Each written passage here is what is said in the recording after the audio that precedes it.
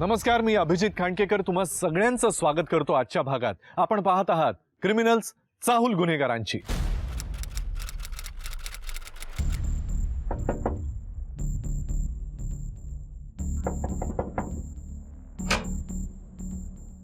नमस्कार, आम्ही Goregaon police station मधून आलोय। या ना साहेब। साहेब साहेब साहेब माझ्या अपहरणाबद्दल काही कळलं का साहेब? साहेब मी दिलीप तिचा नवरा आणि मी माझी आई आहे साहेब। साहेब परवा रात्री ती अचानक पळून गेली। हो मी पोलिसात कंप्लेंट सुद्धा नोंदवली होती। सर प्लीज तिच्याबद्दल काही कळलं असेल तर सांगा ना। एक वाईट बातमी आहे, अपर्णा इज नो मोर। अरे देवा,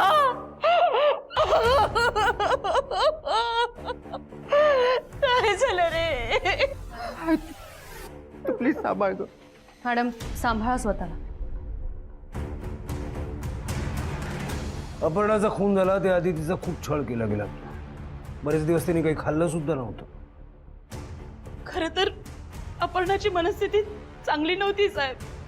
अहो, ती स्वतःलाच मारून घेत होती। अन्न पाणी सुद्धा सोडून दिलं होतं।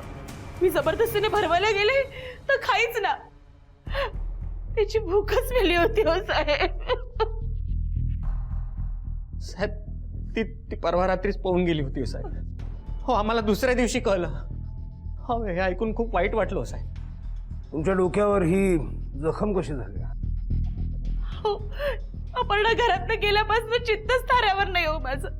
सारखा आपला तिचाच विचार। काल बाथरूम मध्ये सुद्धा पडले।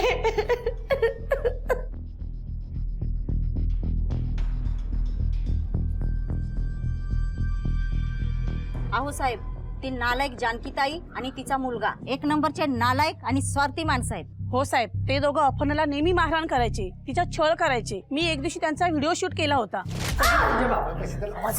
आवाज बंद, आवाज बंद। तुझा बाप कधी पैसे देणार आहे? हा सांगायचं पैसे द्यायला कळलं ना।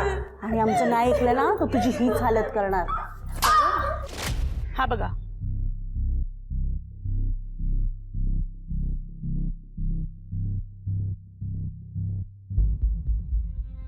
अहो, मग जर तुम्हाला माहिती होतं की अपर्णाचा छळ होतोय तर तुम्ही पोलिसांना इन्फॉर्म का नाही केलं? तिला असाच मार खाऊ दिला? कसं आहे ना मॅडम, आम्ही जानकीताईचे किरायेदार आहोत। त्यांच्या विरोधात जर काही बोललो तर ते आम्हालाच त्रास देतील, म्हणून मग आम्ही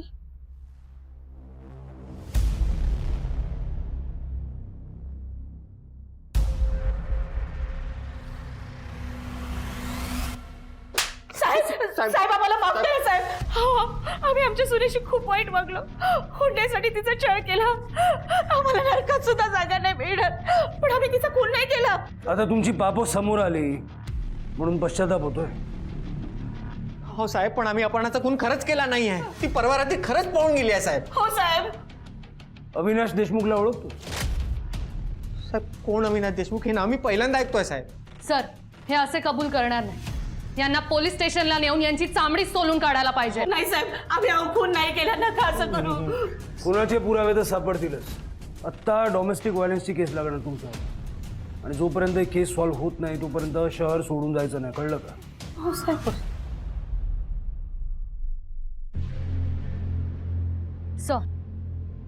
सर, मला वाटतं आपण यांना ताब्यात घ्यायला हवं होतं। श्वेता, जर यांनी मर्डर केला असता तर बॉडी इथे जवळपास कुठेतरी डंप केली असते।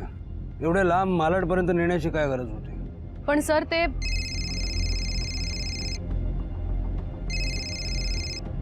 बोला कार्डे काय? ठीक आहे, आम्ही लगेच निघतो। ओके सर, मालाडच्या सहकारवाडीमध्ये एक डेड बॉडी सापडली।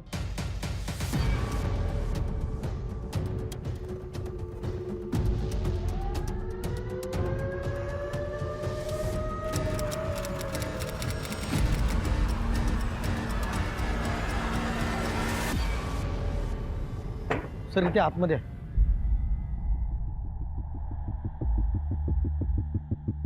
हे बघा सर।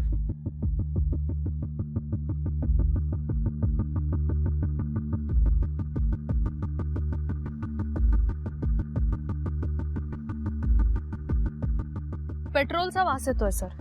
बहुतेक पेट्रोल टाकून जाळलं असेल।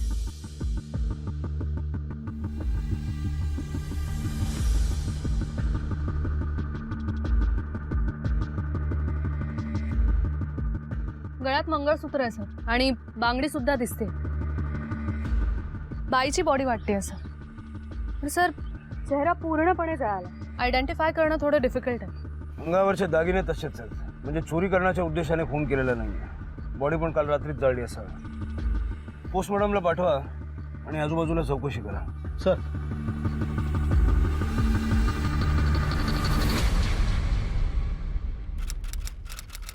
मलाडमधल्या सहकारवाडीमध्ये एका महिलेची हत्या करून तिला जाळण्यात आलं आहे. ही महिला कोण आहे याबद्दल काहीही माहिती मिळू शकली नाहीये. गेल्या 4 दिवसापासून मलाडमध्ये ही 3री हत्या आहे आणि अजूनही पोलिसांना गुन्हेगारांना पकडण्यात यश मिळालं नाहीये. ही महिला अविनाश, नंदिनीला फोन केला होतास? हो केला होता पण स्विच ऑफ येत होता. अरे मग तिच्या आईला फोन करायचा ना. अविनाश, तुला ना तुझ्या बायकोची काळजीच नाही. करतो अरे. करतो. एक तर तिला रात्रीची जाऊ दिलंस एकटीला, पण सोबत ते लेकरू कसं ती आई मॅनेज. कनेक्ट झालाय फोन. थांब. हॅलो, हा जावई बापू बोला ना. मी काय म्हणतो की नंदिनीला जरा फोन द्या ना. कालपासून बोलणं नाही झालं आमचं. नंदिनीला फोन म्हणजे मी समजले नाही. अहो ती काल गेली ना बाळाला घेऊन, तर कालपासून मी तिला फोन ट्राय करतोय पण स्विच ऑफ येतोय. तर तिच्याशी जरा बोलायचं होतं. जरा द्या ना फोन. काय काय बोलताय जावई बापू तुम्ही? अहो नंदिनीला तर गेले 15 दिवस मी पाहिलं सुद्धा नाहीये. आणि ती जर इथे येणार होती तर तसं कळवलं असतं तिने मला. हॅलो हॅलो जावई बापू. अविनाश, अविनाश, काय झालं?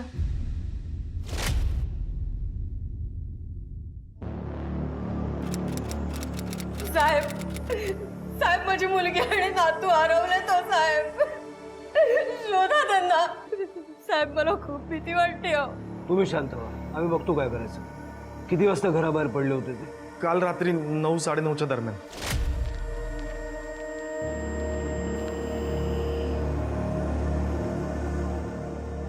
तुम्ही कुठे राहता? माधवनगर. सर एक मिनिट.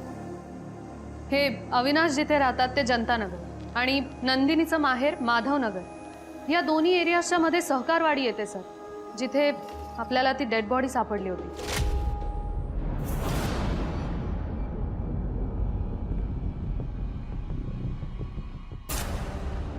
करडे,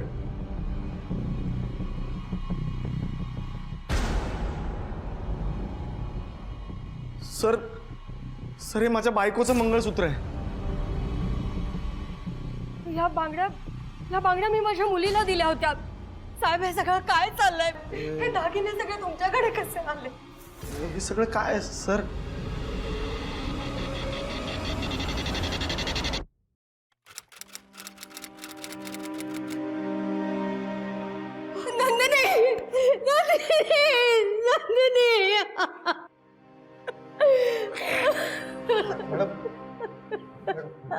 माझं बाळ, माझं बाळ.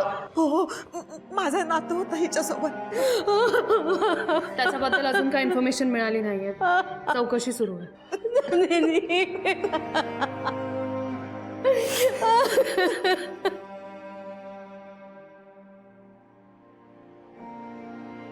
सर हे सगळं काय घडतंय माझ्या बरोबर? माझ्या कुटुंबावर एवढी संकट काय येत नाहीत? कुठल्या पापाची शिक्षा मिळते आम्हाला? याचं उत्तर तुमच्याकडेच असेल ना. तुमच्या आजूबाजूला एवढ्या मृत्यू का होत आहेत याचं कारण तुम्हालाच माहित असेल. मी काय बोलतोय? माझी बायको मेली आहे तिकडे, माझं बाळ गायब आहे आणि तुम्ही माझ्यावर संशय घेता.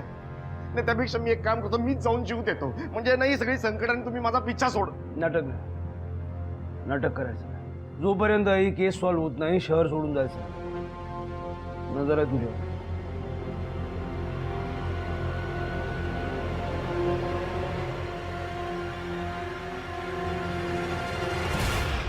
प्रश्नांची उत्तरं मिळायची सोडून पोलिसांसमोरचे प्रश्न अजूनच वाढत होते. पोलीस आधीच 2 खुनांचा तपास करत होते आणि आता त्यात नंदिनीच्या खुनाची भर पडली. या सगळ्याचा अविनाश देशमुखशी काहीतरी संबंध आहे हे पोलीस जाणून होते. मात्र या खुनांमध्ये त्याचाच हात आहे का हे मात्र काही केल्या कळत नव्हतं आणि हा एक फार मोठा प्रश्न होता. आणि यातच पोलिसांसमोर काही नवीन गोष्टी उलगडल्या गेल्या. मॅडम त्या अविनाश देशमुखबद्दल काय सांगावं, आम्ही मुद्दामून काही सांगायचं टाळत होतो, पण आता त्याच्या बायकोचाच खून झालाय म्हटल्यावर आम्ही गप्प कसं बसायचं. म्हणजे अविनाश आणि नंदिनीची नेहमी भांडणं व्हायची मॅडम. नंदिनीला संशय होता की तिच्या नवऱ्याचं कुठेतरी अफेअर वगैरे चालू आहे म्हणून. आहे का मग अफेअर? तसं काही आम्हाला माहिती नाही मॅडम, पण अविनाश नेहमी नंदिनीवरती वैतागलेला असायचा. कदाचित त्यानेच तिला मारून टाकला असेल.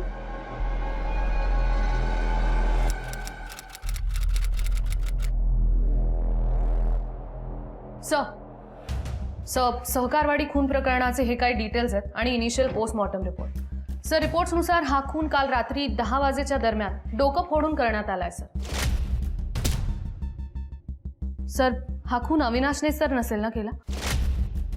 नाही, अविनाशवर आपण नजर ठेवून आहोत. आणि शिवाय अविनाश एवढ्या मॅटरमध्ये अडकला आहे आणि त्यालाही माहिती आहे. असं असताना तो आपल्या बायकोचा खून करण्याची रिस्क घेईल असं मला नाही वाटत. सर, ओव्हर कॉन्फिडन्समध्ये केलं असेल तर? सर मी आत येऊ? सर मला तुम्हाला एक गोष्ट सांगायची होती. आज सकाळी एक बाई आली होती पोलीस स्टेशनला कंप्लेंट करायला. साहेब साहेब साहेब माझी मुलगी पिता आहे, ती रात्रीपासून घरी नाही आली आहे साहेब. हे बघा शांत व्हा, स्वतःला सांभाळा. बसा बसा बसा बसा. कुठे गेली होती ती? ती कॉल सेंटरमध्ये कामाला आहे आणि घरापासून जवळ आहे म्हणून चालत जाते ती. पण काल मैत्रिणीकडून कळलं की ती काल ऑफिसला गेलीच नाही साहेब. रडू नका, शांत व्हा तुम्ही. साहेब हा माझ्या मुलीचा फोटो साहेब.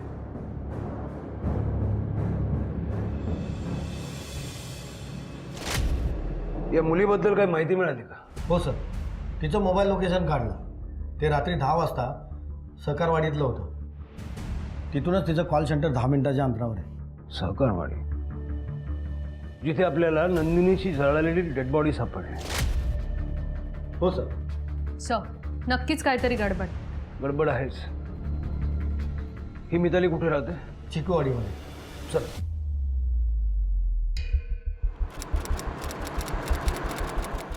नाही ग, अजून काहीच पत्ता नाही लागला तिचा. मला तर काही समजतच नाहीये. मी तुला थोड्या वेळाने फोन करते. साहेब, काय पत्ता लागला का माझ्या मुलीचा? अजून तरी नाही, चौकशी चालू आहे. मला सांगा, अविनाश आणि नंदिनी देशमुख यांना तुम्ही ओळखता का?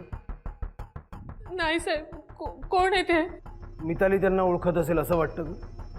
नाही साहेब, मी तिच्या सगळ्या मित्रमैत्रिणींना ओळखते आणि तुम्ही जी नावं सांगताय ना, यापैकी कोणी तिच्या ओळखीचं नाहीये. पण साहेब, तुम्ही असं का विचारताय?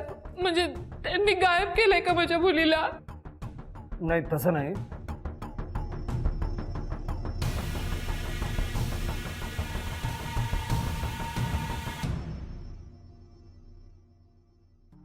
सर, मला तर आता काहीच कळत नाही.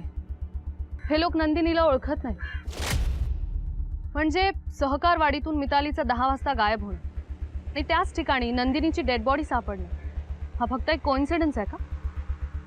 कोइन्सिडन्स आहे की सगळे एकमेकाशी कनेक्टेड आहे ते कळेलच. आपल्याला जी डेड बॉडी सापडली आहे त्याचं DNA नंदिनी आणि मितालीच्या आईशी मॅच करून बघा. हो सर. अपहरणाच्या सासरच्यांचं ॲड्रेस वॉरंट मिळालं? Yes sir.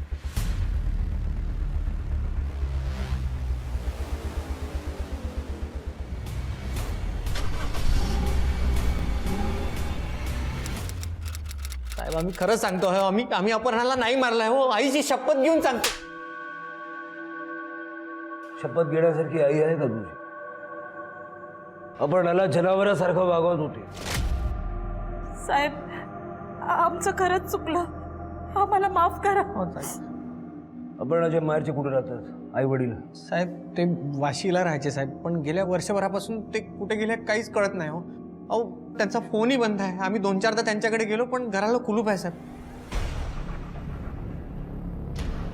नाव काय त्यांचं? साहेब, सूर्यकांत आणि आशा पाटणकर. साहेब, त्यांना एक मुलगा पण आहे, त्याचं नाव रमेश आहे. फोटो आहे का त्यांचा?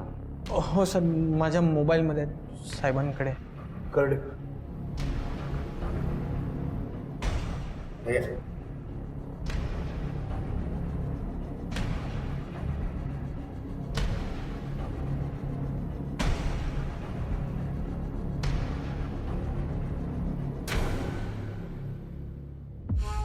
आशा पाटणकर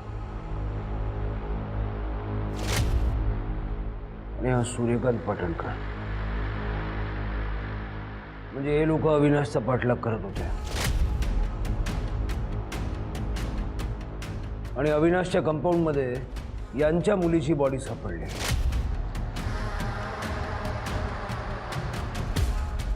कनेक्शन आहे.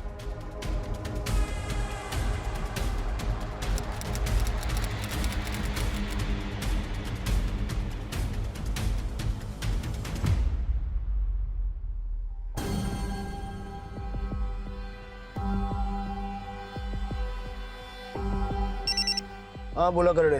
सर मी मितालीच्या आईचा DNA सॅम्पल लॅबमध्ये पाठवला आणि सर मी नंदिनीच्या आईचा सॅम्पल घ्यायला इकडे आलो होतो, पण सर त्या सकाळी कुठेतरी बॅग घेऊन निघून गेले.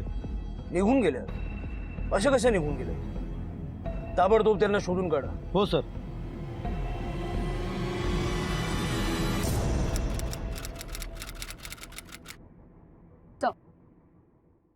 सर यांचं नाव शिंदे आहे. सूर्यकांत आणि आशा पाटणकर ज्या फ्लॅटमध्ये राहायचे तिथे शेजारी यांचं घर आहे.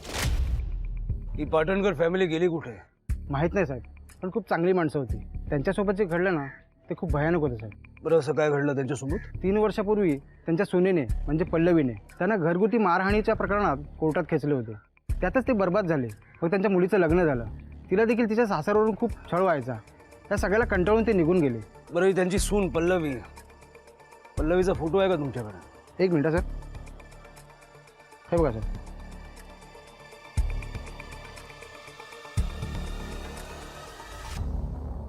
भूतकाळातल्या अनेक गोष्टी पोलिसांसमोर आता हळूहळू उलगडत चालल्या होत्या. त्यामुळे ही केस आता अधिकच गुंतागुंतीची बनत चालली होती. आधी वेगवेगळ्या वाटणाऱ्या गोष्टी आता एकमेकांशी जुळल्या जात होत्या. नंदिनीचा वादग्रस्त भूतकाळ या केसमध्ये एक नवीन वळण घेऊन येणार होता. अजून अनेक महत्त्वाच्या गोष्टी पोलिसांसमोर येणं बाकी होतं आणि अशातच त्यांच्या हाती काही महत्त्वाचे धागेदोरे सापडले.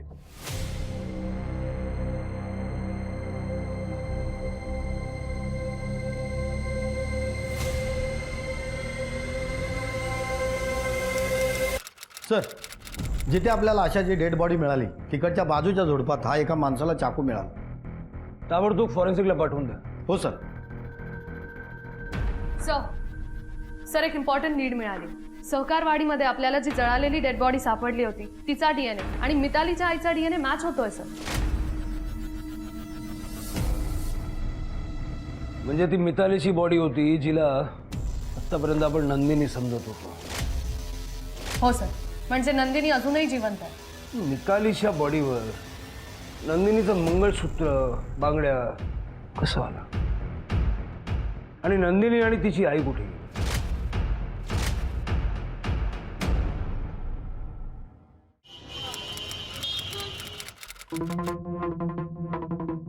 हे घे. आई किती उशीर, रडून रडून शेवटी झोपला तो. उठव त्याला आणि दे हे. आई किती गरम आहे दूध, बाळाला चटका बसेल. बसू दे ग. काय गरज होती का बाळाला जन्माला घालायची? डोक्याला ताप करून ठेवलाय नुसता. एक काम कर, एखाद्या अनाथ आश्रमाच्या जवळ त्याला सोडून ये आणि मोकळी हो. तोंड बंद ठेवा तुझं. माझ्या बाळाबद्दल एक शब्दही उच्चारायचा नाही. किती छान चाललं होतं आमचं. किती खुश होते मी अविनाश सोबत. लाईफ सेट झाल्यासारखं वाटत होतं, पण सगळं उद्ध्वस्त झालं. ते सगळं जाऊ दे, झालं गेलं विसरून जाग. हे बघ, याचं नाव आहे कमलेश भोसले. मस्त मालदार पार्टी आहे बघ. विदूर आहे. त्याच्या मुलांसाठी आई शोधतोय आणि स्वतःसाठी एक सुंदर बाईक.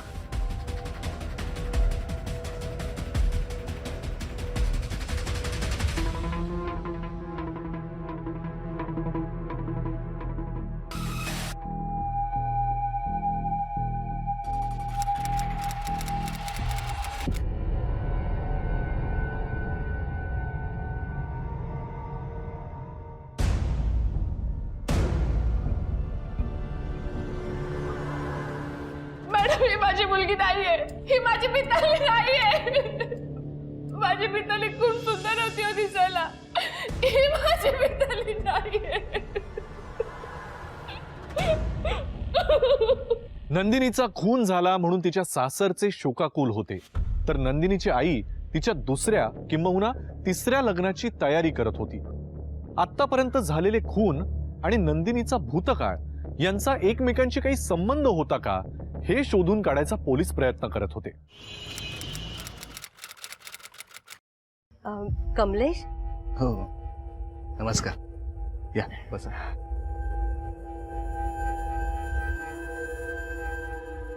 मी तुमचीच वाट पाहत होतो. ही माझी मुलगी सुवर्णा. अच्छा, नमस्कार. हिचाच फोटो पाठवला होता मी तुम्हाला. खरं सांगायचं तर फोटोपेक्षाही जास्त सुंदर आहे तुमची मुलगी. आता मला काहीच विचार करायचा नाही, हे लग्न फिक्स करून टाकूया. अच्छा, हेच ऐकायचं होतं मला.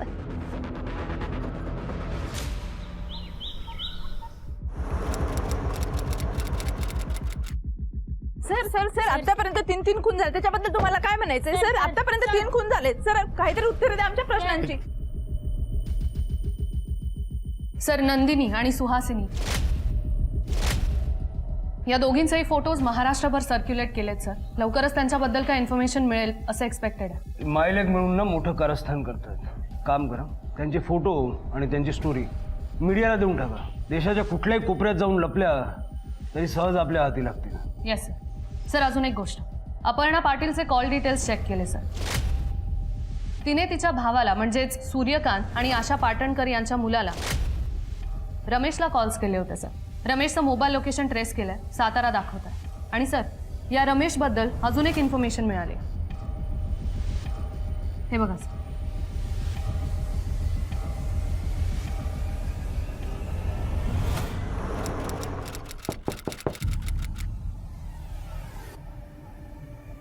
तुम्ही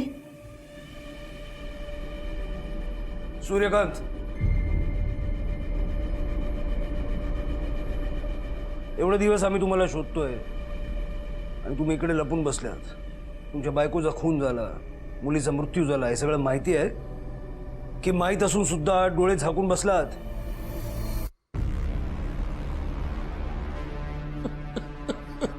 साहेब, त्यांची तब्येत बरी नाहीये, मी तुम्हाला सगळं सांगतो. नंदिनीबद्दल तिचं खरं नाव पल्लवी आहे. आता ते तरी खरं आहे का नाही देवाच ठाऊक, पण तिच्याशी लग्न करून मी आयुष्यातली सगळ्यात मोठी चूक केली. लग्न झाल्यावर पहिले काही दिवस ती अगदी चांगल्या सुनेप्रमाणे वागली, पण नंतर तिने तिचे रंग दाखवायला सुरुवात केली.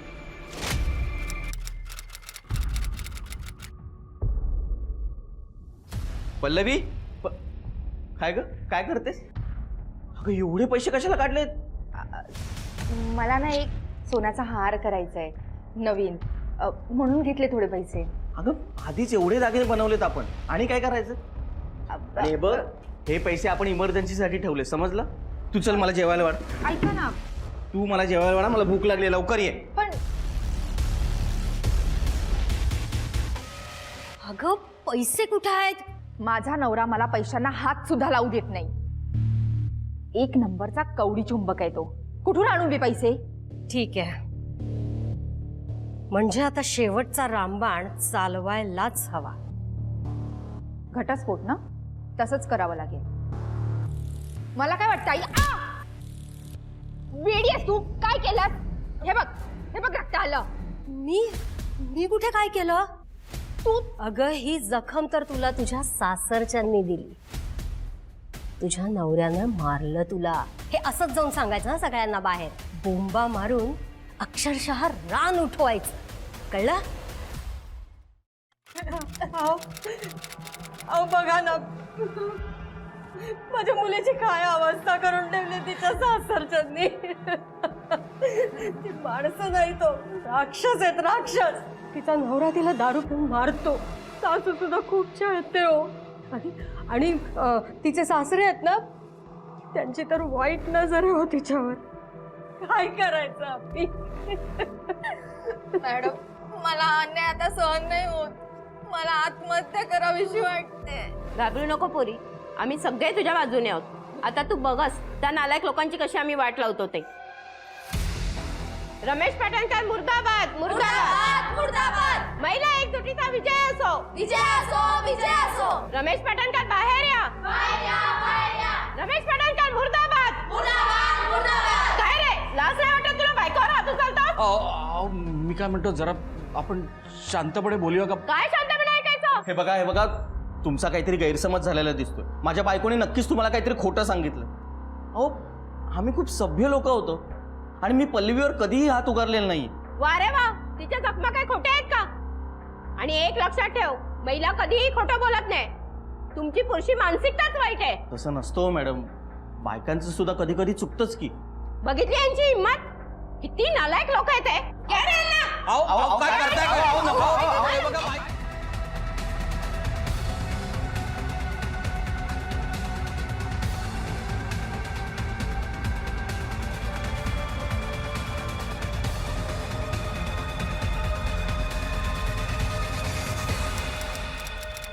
अगं काय करतेस हे? ही जखम अशीच राहू दे. जखम जेवढी चिघळेल ना तेवढंच हे प्रकरण सुद्धा चिघळेल.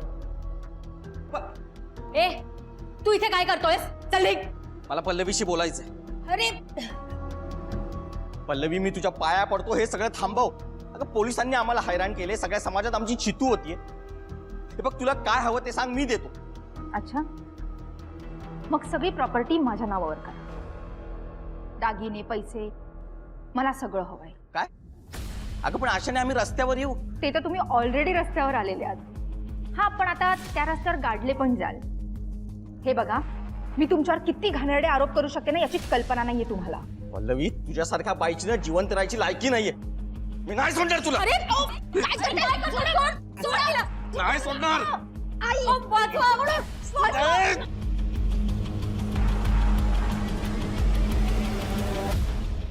वकिलाच्या सल्ल्याने आम्ही कॉम्प्रोमाइज करून जवळजवळ सगळं तिला देऊन टाकलं.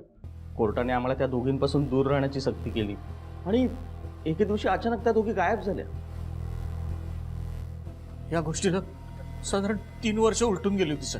आणि एक दिवस आमच्या एका नातेवाईकांनी पल्लवीला मुंबईत बघितली. तिने नाव बदलून पुन्हा लग्न केलं. हे ऐकल्यानंतर ना आमचा राग उपाळून आलाच आहे. आम्ही तिच्यावर आणि तिच्या नवऱ्यावरती पाळत ठेवायला सुरुवात केली. हो, आम्हाला अद्दल घडवायची होती तिला, पण कशी ते कळतच नव्हतं. आणि एके दिवशी अचानक आईचा खून झाला आणि त्यानंतर मात्र मी पूर्ण संपलो साहेब. मला शंका आली साहेब. माझ्या आशाचा खून सुद्धा या पल्लवीनेच केलेला असं. पण मला काय करावं तेच कळेना. मी खूप घाबरून गेलो साहेब आणि मग इथे निघून आलो साताऱ्याला. पोलिसांकडे का नाही गेलं? नाही साहेब, त्याचा काही उपयोग नसता झाला, कारण माझ्याकडे या गोष्टीचा काही पुरावाच नव्हता.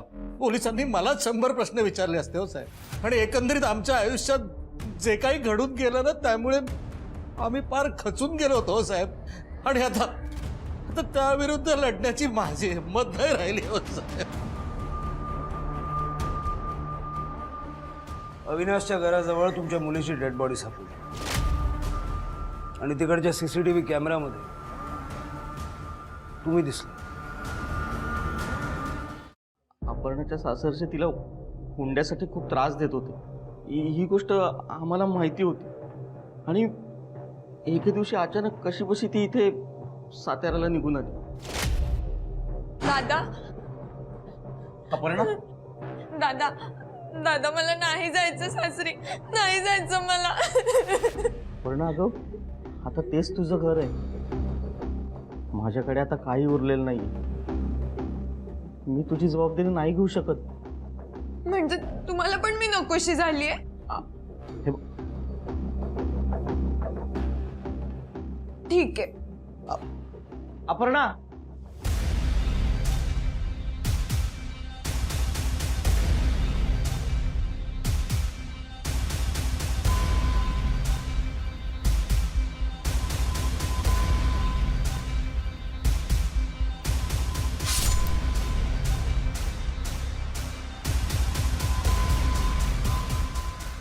अपर्णा, अपर्णा, अपर्णा,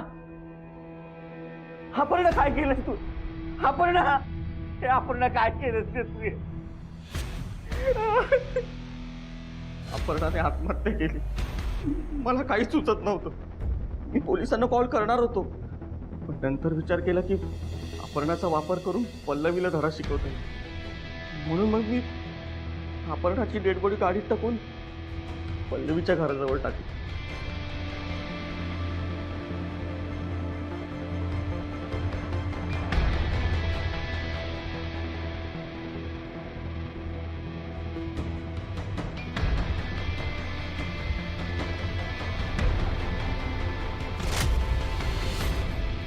अपर्णाच्या आत्महत्येसाठी तू सुद्धा जबाबदार आहेस रमेश.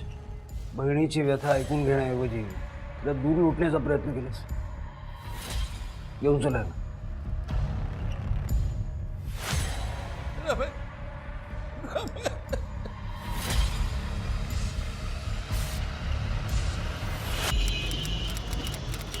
या दोघींना नीट बघा. पोलिसांनी या दोघींपासून सावध राहण्याचा इशारा दिलेला आहे. जर हे दोघी तुम्हाला कुठेही दिसल्या तर लगेच पोलिसांना संपर्क साधा.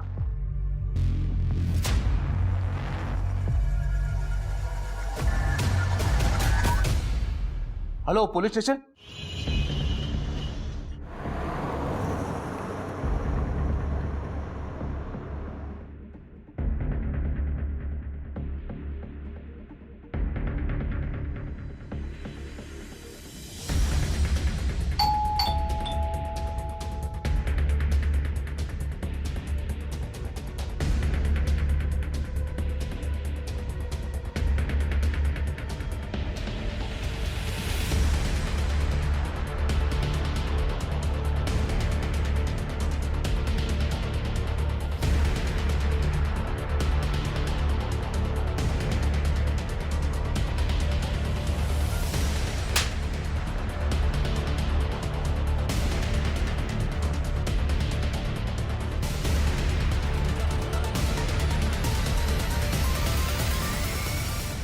सुहासिनी किंवा जे काही तुमचं खरं नाव असेल ते, या चाकूने तुम्ही आशा पाटणकरचा खून केला.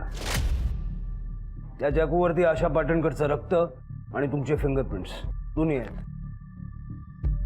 आता जास्त नाटकं न करता खरं काय ते सांगून टाका. हे बघा सर, जे काही विचारतायत सांगून टाका, नाहीतर आम्हाला आमच्या पद्धतीने विचारावं लागेल.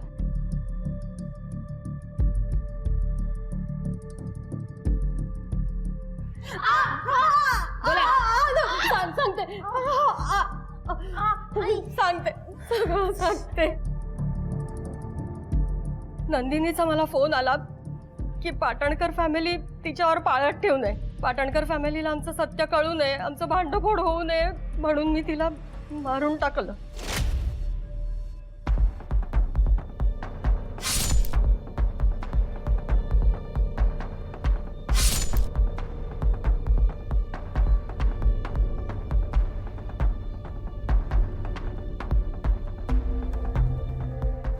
आणि मितालीचं काय? तिचं तुमच्याशी काही घेणं देणं सुद्धा नव्हतं. अपर्णाची डेड बॉडी अविनाशच्या घराजवळ सापडली आणि हे बघून आम्ही दोघी खूप घाबरलो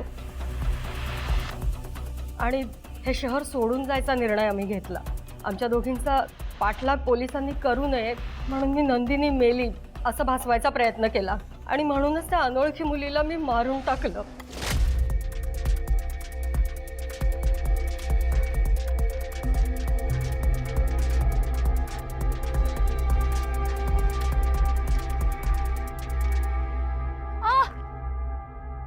मला धक्का का मारलात?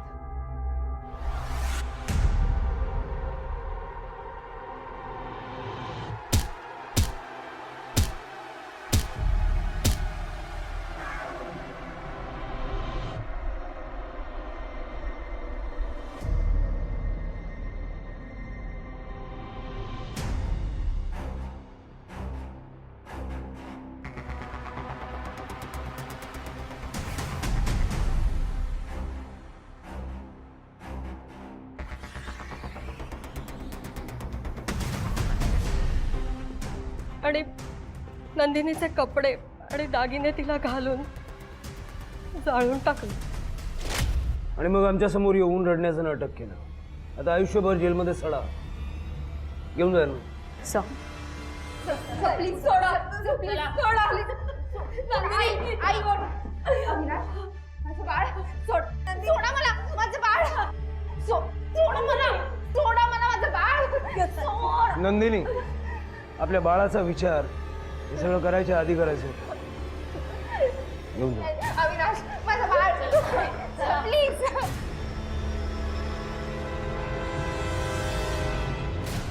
असं म्हणतात माणसानं त्याच्या भूतकाळापासून आणि त्याने केलेल्या वाईट कृत्यांपासून पळण्याचा कितीही प्रयत्न केला तरी त्याचं कर्म त्याला त्याच्या पापांची शिक्षा देतच. नंदिनी आणि तिच्या आईनं पैशांच्या लालसेपोटी गुन्ह्याचा जो मार्ग अवलंबला तो त्यांना तुरुंगाच्या वाटेवर घेऊन गेला. त्यांनी फक्त स्वतःच्याच नाही तर इतरांच्याही आयुष्याची पार राख रांगोळी करून टाकली. सुहासिनीला कोर्टानं आशा आणि मितालीच्या खुनाप्रकरणी कठोरातली कठोर शिक्षा फरमावली. नंदिनीलाही फसवणूक आणि लबाडी प्रकरणी कोर्टानं शिक्षा फरमावली. अपहरणाचा छळ करून तिला आत्महत्येला प्रवृत्त केल्याप्रकरणी कोर्टानं तिच्या सासरकडच्यांना सुद्धा शिक्षा फरमावली. लक्षात ठेवा, दुसऱ्याला यातना देऊन स्वतःचा स्वार्थ साधणारा कधीही सुखी होऊ शकत नाही. आजच्या भागात मी अभिजित खांडकेकर तुम्हा सगळ्यांची इथेच रजा घेतो. पुन्हा भेटूया अशाच एखाद्या सनसनाटी गुन्ह्यासह पुढील भागात.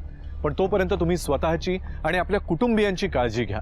घराबाहेर पडताना मास्क आणि सॅनिटायझरचा वापर नक्की करा. पाहत रहा क्रिमिनल्स, चाहूल गुन्हेगारांची. जय हिंद, जय महाराष्ट्र.